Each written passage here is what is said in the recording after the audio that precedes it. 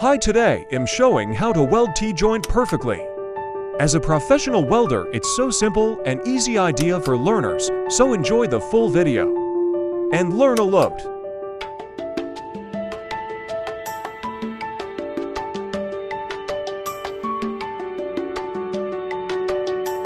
Set the welding machine current on 70, then start a weld.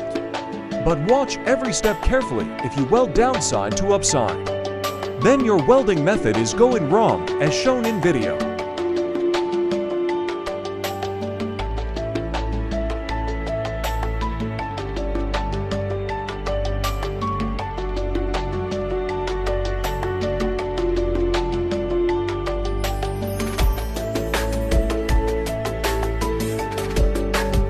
Now we show you perfect and professional method.